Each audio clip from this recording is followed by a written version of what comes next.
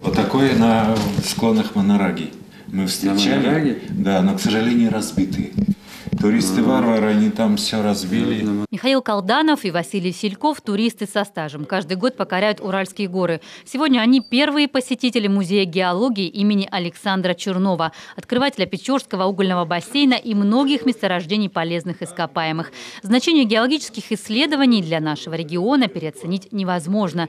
Нефть, газ, руды – основа экономики. В недрах коми-земли таится столько богатств, что и в советские годы хватало поддерживать родное государство. И еще многое не открыто.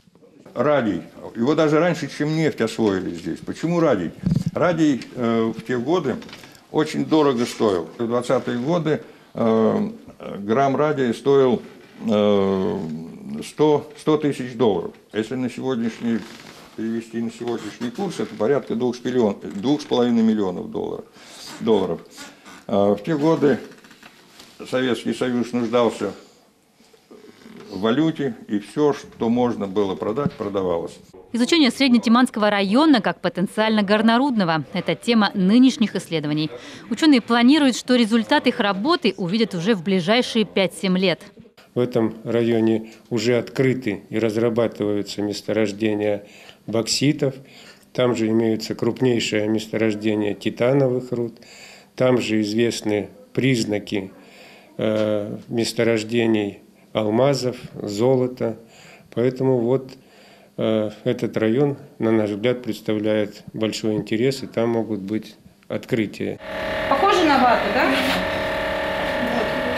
Нежно, приятно, да? А это уже Институт физиологии. Ребятам показывают пектиновый полисахарид, выделенный из опасного борщевика.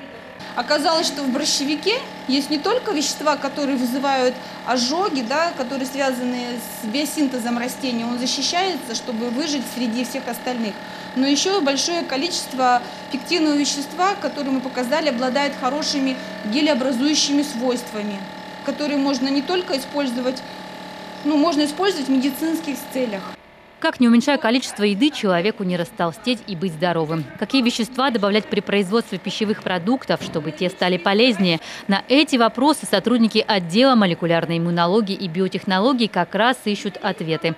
Например, изучили на клеточном уровне растения Республики Коми. В их составе выявили те самые пектиновые полисахариды с уникальными противовоспалительными и иммуностимулирующими свойствами. Институт проводит фундаментальные исследования. Глобальная задача – найти способы, как повысить качество жизни. Что мы здесь делаем? У нас группа занимается именно микроэлектродными исследованиями. Обычно толщина кончика не превышает 2-3 микрон. Клетка, которую мы исследуем, 10 микрон. Много лет этот отдел изучает вопрос возникновения электрического импульса в сердце. Существующие описания раздроблены и не дают полной картины. Здесь в идеале планируют вырастить клеточные культуры с необходимыми свойствами, чтобы вживлять их в сердце. Это нам поможет, например, при таком заболевании, как синдром слабости синус-стопоцитного узла, когда частота сердцебиения падает ниже 40 ударов в минуту, что опасна внезапная остановка сердца. Сейчас на данном этапе развития технологий этот вопрос решается путем вживления вот такого вот кардиостимулятора. Постоянные гости в Институте лыжники сборной Коми и России. Здесь самый точный в мире газоанализирующий прибор, да и другое оборудование дает точную информацию о физической работоспособности организма на пределе возможностей. Это помогает разработать самую эффективную тренировочную программу. Проверить свои силы решили и посетители Дня открытых дверей. Состояние миокарда в порядке.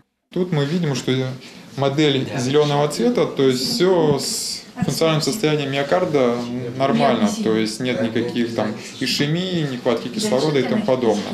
Если бы у нас появились какие-либо красные зоны или вот тут различные такие вот затемнения, да, то это говорило о том, что есть нарушение. В День науки ученые-мужи рассказали и о последних достижениях. Модель изменения свойств элементарных частиц от рождения Вселенной до наших дней от физиков химики порадовали исследованиями в области композиционных материалов. Продолжается российско-вьетнамский проект биологов по разработке адаптогенных средств.